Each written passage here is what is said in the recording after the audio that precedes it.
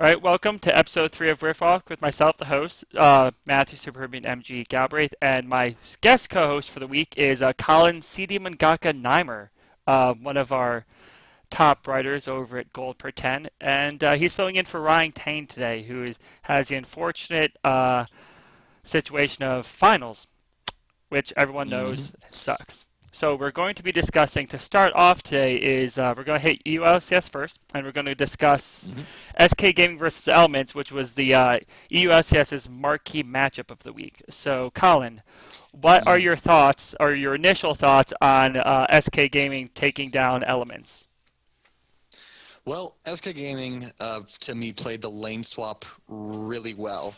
They were able to fast push down the topside tower with Forgiven on Lucian, who probably locked that in because it's second best champion, and Reckles had first picked the Graves pick, so as Fionn on Fire on Twitter tweeted, it was on, boys.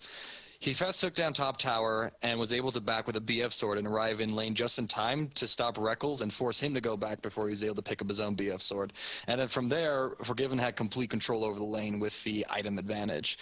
And Forgiven really was a main point for SK in that game, landing very key harass on culling shots several times as Elements tried to engage. I don't think he missed like more than 10 shots out of like the 5 or 6 ultimates he fired down. No, that's how he bullied Reckless out of rain at first, lane multiple times. But the original one was they got to the BF sword is definitely a big thing because he landed the key harass on Reckless, and Reckless had to go back and buy what, just boots?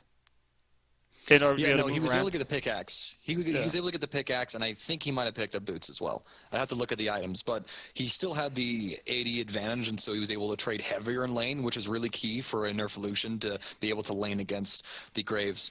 I think Elements had a little more control over the mid lane. I remember Fox on SK tried this cute little charm over the wall trick onto Froggen, and he used his ultimate during it, and then immediately Shook and Froggen just went right on him after he used his ultimate and just like eviscerated him. Yeah, no, he struggled early on. He was he died twice, I think, to early ganks. He was 1 and 2, and then I guess Fox did all the SK Gaming needs him to do, which is to just stay even or even lose a little bit. He just needs to be helpful and useful in the late game. And while he was playing Ari, who's the strongest mid lane right now, in my opinion, against Lissandra, which theoretically should be, in my opinion, a pretty big winning matchup. That early kill onto Fox really allowed Froggen to not get bullied in that lane, because that was a lane that Froggen's supposed to lose. But Fox was able to make key plays later on, made a few key charms, and that was a huge thing. And also, Freddy had an interesting build. Okay, so wow, I just forgot the name of that champion. Top Azir is Top Azir is a bit different than Mid Azir. You'll notice he built Riley's Crystal Scepter instead of going into a more damage item. He did go obviously Morellonomicon, which is the core item on Azir, because it gets you cooldown reduction and it gets you magic damage really fast, and it's cheap. It's like 22 gold. And then he got Magic Pen, which is all Azir needs to be helpful. He's a really good top lane champion in that regard, and he's also really good against something like Rumble, who is ranged and his gap closure is a movement speed boost. So the wall there's no way Wicked is really going to be able to just go in one-on-one and 1v1 Freddy. Right. Barring Freddy either make a huge mistake or some crazy massive outplay, it's not going to happen. So the Riley's Crystal Scepter is a really great pick to keep everyone on Elements off SK, because it allows Freddy to kind of help zone a little bit. Because if you look at Elements' team, they have Nif on Leona, who is a huge dive champion. Froggen's on Lissandra, huge dive champion. Shook is on Rengar, huge dive champion. So it just is like, and meanwhile, SK Gaming, their draft was really good as far as like countering that hard engage. Like Janna just shit all over any part of Elements' comp, like just dumpsters on it. As long as Forgiven can dodge that initial Leona ultimate or the initial avoid the Froggen ultimate, Janna can save him from everything. Pretty much. Freddy is able to wall him off, and on worst case scenario, just a hard disengage, especially in later levels when the wall gets wider. and then they have Jarvan for counter engage. What's also interesting is one thing I've been seeing in Korea is that some of the junglers they're using Jarvan's ultimate not as a engage tool as far as jumping out a champion, but in the jungle to block off terrain. Because it's wide enough that if you place in the right spot, it's almost like they're using the wall as a choke point rather than actually using it to single out one single player. It's something I'd like to see. Right. I mean, obviously, Svenskeren is one of the best junglers in EU, and I wouldn't be surprised if that was something he knew how to play. But I do think I think SK Gaming's draft was really good. Elements, it was I realized I want to take Graves away from Lucian, but I think Elements was a little misguided. Yeah, with that. Although for good reason. I mean, Forgiven was a star player in that game. He didn't die in the fabled Reckles matchup. Reckles died once. He died 0. So he was able to go up after the game, give Reckles a hug, like, good game, man. But he really whispered in his ear, by far. I just wish that was an actual moment that played up there.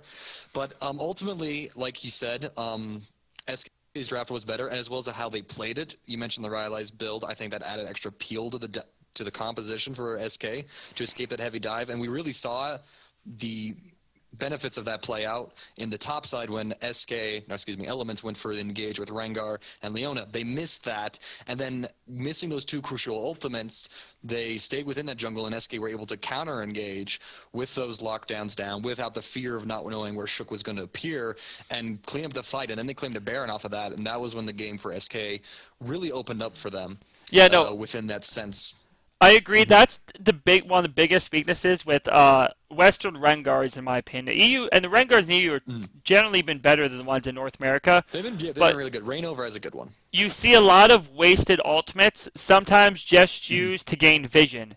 And what that says to me is that the team's vision control isn't good enough. If you have to use a champion's ultimate to get the vision control you need, well, that's also eliminating your primary engage. It's not like it's something sometimes you'd see on Twisted Fate as well, right? Right. And while using it for vision might be as like, hey, we want to go do this Baron, let's use all, and maybe we can see if they're far enough away, we can sneak it. But this is more just like we have no idea where they are. We got to waste this ultimate, but that's also wasting one of your primary engages. And there's also the EU Rengars. I think they tend to get a little more damage than the NA ones, but Shook went full tank. Yeah, let's see. No, I'm trying to think. What did Reignover build when he played? Oh, Reignover's build. Warrior. Yeah, he went full tank as well, but he just built a little differently.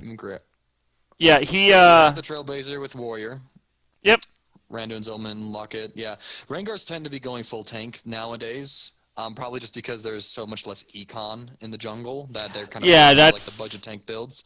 That's a tough one. And also with Rengar in the compositions today, he's mainly used as like almost a primary engage. And most compositions that I've seen with the most success, to reference the LCK again, would be when he's paired up with like Lulu mid, and then she gets so much AP. Lulu mid, Janna support, and then he gets so much extra movement speed. He's just it's like a cat with a rocket. Yeah. It's quite entertaining to see. Monte Cristo is a big fan of that. But I do think that SK played the early game well, to summarize like the game. They let their vision control slip in the mid game, and that's why Elements were able to come back in, get a couple of key dragons for them. But then once Elements overextended, SK punished that, and from there they had control. They played the Azir really well, using him as a zone control, because Azir as the top laner was played not as the main AP damage carry, but as the zoner for the top lane. Exactly, as a top lane mage. That's why we saw that when SK rotated him down to mid lane while they went and did Dragon, and he was able to use his soldiers just to keep Elements blocked off. He uses passive a little early with the turret. Yep. But even though he was able to fill purpose and he went right back top, kept on farming up, and ultimately SK played the game really well. Forgiven was once again on point with everything. He didn't die. Do everything. He didn't die this time. Yeah, he didn't die. Feeder. Against Reckles of all ADCs, but at the same time. Yeah. And especially against like the comp. Like I've seen, I think it was another European team that played with Rumble, Graves, but they didn't have. Did Elements have Annie in this game? They had Leona, so Leona and Annie are interchangeable, and that's a very scary composition because you can get locked down from that and like just deleted from the ult. So the fact that Forgiven, his positioning was superb to the form where he didn't even get killed against such an aggressive team comp with the lockdown of Leona, Froggens, Lissandra, and Shook. It's impressive. So yeah, I think that's what to say on that. I'm excited to see the teams rematch again. I think a bit of the buzz around Forgiven versus Reckles was a little killed just because of the lane swap. But yeah, I agree. Overall, as a team, played better. We were not getting the matchups we want. We didn't get Doublet versus Piglet in week 1 because Keith was subbing. But I mean, next week we get SK versus Fnatic, so we got to keep it up. Yeah. Like, all right. All right. So although we have to shout out Unicorns of Love, and this actually be a great way to segue to the next topic. We have to shout out Unicorns of Love. Upset over their hype train being destroyed. They had to destroy the hype train of a 6-0 SK versing a 6-0 Fnatic when they took a game off of Fnatic this time. And that will segue right into our next topic of the Unicorns of Love versus Fnatic game. This game ended with a Unicorns of Love victory after Fnatic had dominating control over within the early game. Like, they just outclassed pretty much everything. And I think this is one of the games where, let me see if I pull it up. We saw another one of those stupid Magi's buys. It's like, it's so. At least it's like being bought smarter now. But like early on, like when it was Nuke Duck on Rocat, the first week or two of the LCS, and he's just like, first item Magi's, let's do this, and then he'd get like no kills. No kills, right? Yeah, I think there was more at issue with the Fnatic comp. One thing I will say about this game that deserves to be complimented on the side of Unicorns of Love is that they adapted in the middle of the game, because the one issue that Fnatic's composition had, which just for review's sake, Fnatic was running Huni with Gnar on top. They had Rek'Sai jungle. Yep. Good old Gnar. LeBlanc on LeBlanc mid. Yep, Febevan mid with LeBlanc Steelback on Graves as ADC and Yellowstar as Annie. That is not a team fighting composition. It's a pick composition. Even though you do have Gnar, you don't really have. I would argue that skirmishes. You're looking for like 2 versus 2s and 3 versus 3s. Unicorns Love had the pick comp. They had freaking Ahri, Nidalee, and Fizz. Like, that's a Fizz comp if I've ever seen one.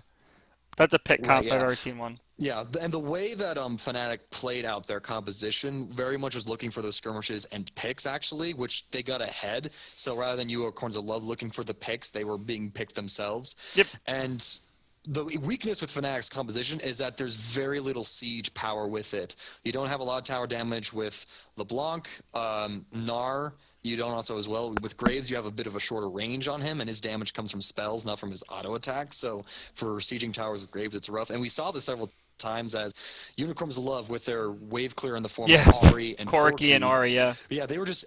Yeah, that's some really strong wave clear. So whenever Fnatic would gang up on a tower, Unicorns of Love were able to hold it off. And there was that decisive push down the mid lane to take Fnatic's inhibitor, which for me was Unicorns of Love going, you know what, they're a pick/skirmish comp that just wants us to go into the jungle. They can't take our objectives. We got a mid lane pushing. Let's just say we're not going to play into your comp. We're just going to group, run down the lane, and catch you out of position. Yep. And it blew the game pretty much wide open for the case of Unicorns of Love. So that was a really good adaptation in the middle of the game from UOL that got them to swing around for a victory despite Fnatic's incredible lead over them. That's the problem, in my opinion, with LeBlanc. As far as, like, LeBlanc's a solid pick, but I think she's definitely weaker than Ahri right now, and also I would argue Kassadin.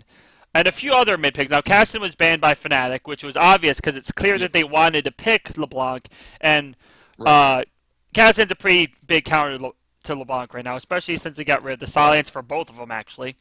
LeBlanc falls off late game big time.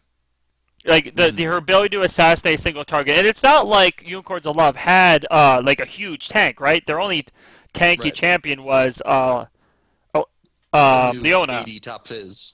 Yeah, or Leona. Yep. That's pretty much it. It's one of those things where it's just, like, even then... So, like, alright, so I've done a lot of research as far as LeBlanc's combos goes, okay? So without DFG anymore, thank you, DFG. Without DFG, that combo, her Maxman combo with 500 AP deals roughly 2,300 damage, okay? Roughly 2,300 damage. barely more than 80 carries health in the late game. That's without... Barely. All right, give me one second, guys. Nimer? Yep. Yeah, so I remember you quoted that statistic, Abos. Whereas with GFG, the numbers were closer to... Drumroll. I'm waiting for you to drop it, unless you want me to drop it. He's a digging for it, boys and girls. But yeah, no, Fabevin played LeBlanc well. She went 9-0-5, but that shows you how little game impact she had, that despite such a phenomenal score on the LeBlanc, that Unicorns of Love had better objective pushing. That was another thing that Unicorns of Love realized in the middle of the game. They had 2 Triforce champions with the AD Fizz and the Corki. That just eats alive tower. So they had a really good poke and siege comp that could just eat alive those structures on the side of Fnatic, while Fnatic didn't have the same capability on the Unicorns of Love's objectives and structures. So as Unicorns of Love, despite being backed into a corner, really did a good job of finding a key moment in the game and then running with it. And I think that had they not done that, Fnatic probably could have closed out the game because they would have kept getting the kills, and then with all the players off the map, they would have been able to get the objectives they were trying to get. But as long as you had Corki clear and an Ari clear in, which are super hard targets for LeBlanc to get in and assassinate, I mean, Vardos had a pretty okay game. He went 5-4-10. Power of Evil went 3-1-8. So that tells you how often he was dying. And plus, you also had the Nidalee jungle being a very shifty pick as far as mobility goes. So that's just like, you're not going to be able to pick a whole lot of them. The only one who was lying was Leona, and that's fine. That's just engaged. That's the thing we see. Yeah, she just goes in and she just does that in the competitive scene, it seems like. So ultimately, well played to Fnatic. And I can actually bring up the next topic discussion, I feel like. With the Nidalee jungle over in Europe, we saw her played several times. I don't recall if she was played in NA like once. I can't recall if she was just banned every game or whatever. But of the Nidalee jungles thing, so this is actually a fun topic for me to look at, because when I wrote an article a couple weeks ago about jungle diversity, I got a guy come on my YouTube channel, and he commented on it, and he asked me, like, why we're seeing these new things like Nidalee jungle popping up. And this was before the 5.2 changes, and I didn't know that she was already becoming a rising trend. So I laughed, and I called her shit. And then she won every freaking game that she was played in day one of this freaking week. So I'm like, okay, Nidalee, I take that back. I'm sorry. The reasons that we're seeing the jungle now, like I mentioned before, Riot's buffed her passive, so that it applies to monsters now, and that improves her clearing speed, which we saw a great example of that in her first debut game. She was first picked by SK Gaming for Svenskeren against H2K Gaming, and Svenskeren cleared his red, cleared his blue, and I think maybe 2 extra camps, maybe just 1, and then he immediately ran over to Lolex's red buff, found him there farming it, and killed him there, which was a really good read on Svenskaren's part, as well as SK's, because when they did their early invade, they saw that Elise had bought a green ward instead of like a red pot, which Elise doesn't need potions in the jungle to sustain, because of her Spiderlings can tank aggro as well as the sustain from her W. But not having that extra health kind of signaled to Svenskeren, to me at least, that hey, she's gonna be like not gonna have any extra regeneration. So if I can like get on her and chase her, she's not gonna have extra health coming in. And at least jungle is just a crap pick these days anyway. At competitive scene, it's pretty bad. I'm tempted to write an article and point out how she has like close to a 0% win rate. It's just stop picking her, guys. She's not. It's not a thing anymore. Because she doesn't have the damage she needs to be useful, and she can't build it because if she does build damage, she can't survive the jungle. Yep, pretty much. Meanwhile, Nidalee has a heal, attack speed steroid, all these things. Mid jungle and execute for the minions. One thing. Execute for the minions, Dragon, Baron, so it's a really strong pick, but you have to play it in certain ways. Overall, of the games that she was played in, Svenskeren did the best with her. Also, Kikis in the Fnatic game played her as well, but he got kind of handed that win. He didn't do a whole lot in that game. The thing with Nidalee jungle, I feel like, is that you have to play it as a heavy counter jungle style, because you have the sustain, you have the mobility, and you have the dueling potential.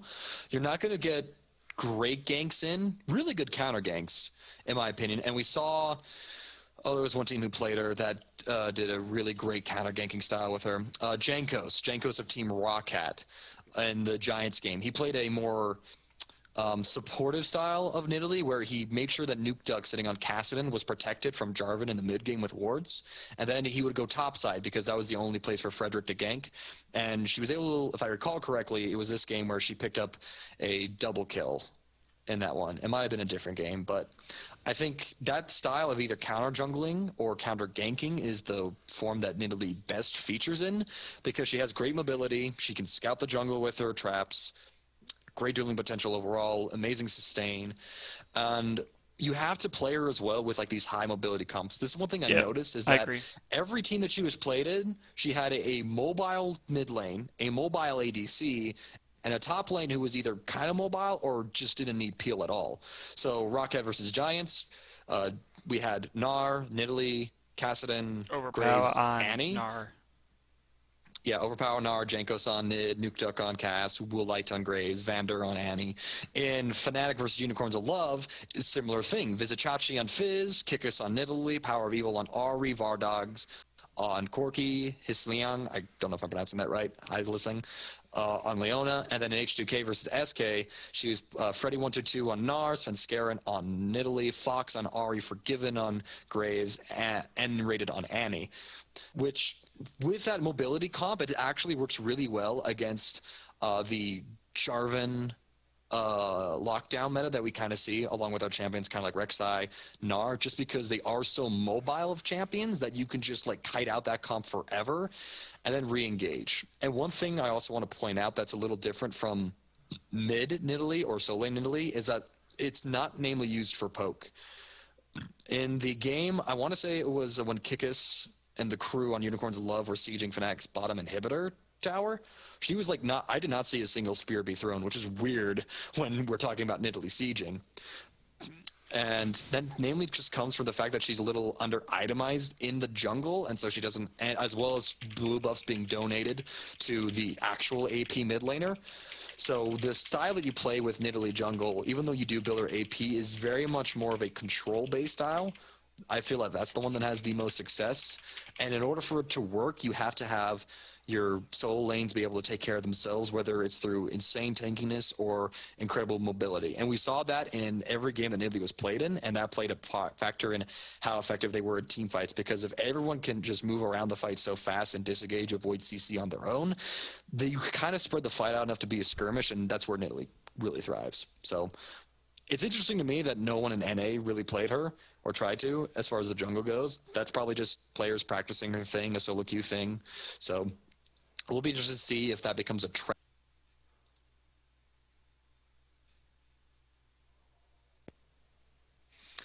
You cut off there for a second. That was weird. Oh, did I? Yeah, you did. All right, so let's move on to NA because we've talked quite a bit about EU. All right, so let's take a look at